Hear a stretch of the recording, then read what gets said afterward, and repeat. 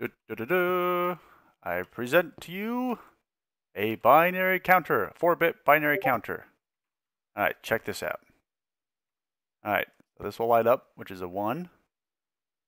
And then that will turn off, and this will turn on for a 2. This will stay on, and that will turn on for a 3. These will both turn off, and that will turn on for 4. Then 5. This will turn off, and then 6. And then 7. And they'll all turn off for 8. Oh yeah. This took me like 3 days. It's banging my head against the wall. So it turns out, at least I don't believe, you can't do a binary counter with just logic gates. You have to use something called a T flip-flop. I think it's what it's called, a transfer flip-flop. And I'll show you how it works here. It's pretty nifty. So I have this is just just a bunch of repeaters, and I have them, you can toggle these things, I learned. And how you toggle them changes how fast the signal will go through them. So if I do this, and I'll do this, I'll put these ones at the slowest, and I'll do this, I'll introduce a signal here. Boom. You see how that one on the right went a lot faster? So you can kind of control the timing of your signal. So this is basically just doing a little impulse signal every time it hits this.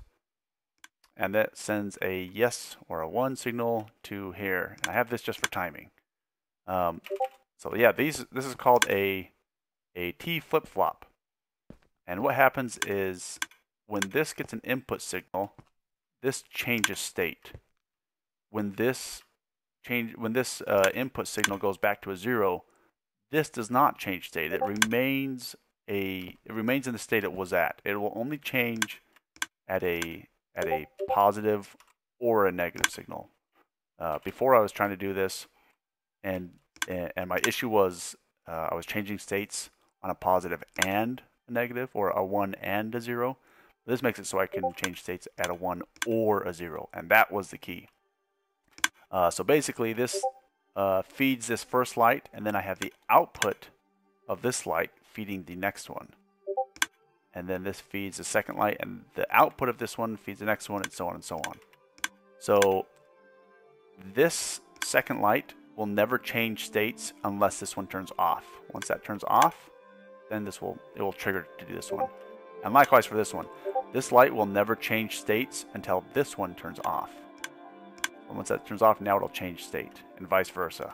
So I have them just piggybacking off each other. I could put, I guess this is a 4-bit binary counter, so you can count to 15 here. Or I guess 16 if you count all of them off as 0. So 0 through 15. I could just keep adding these onto here, and I could go, I could go for miles.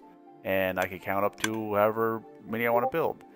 And it would be, you just double your capacity each time. So 1, this could count up to, this would be represented 2, 4, 8, 16, 32, 64, 128, blah, blah, blah, etc.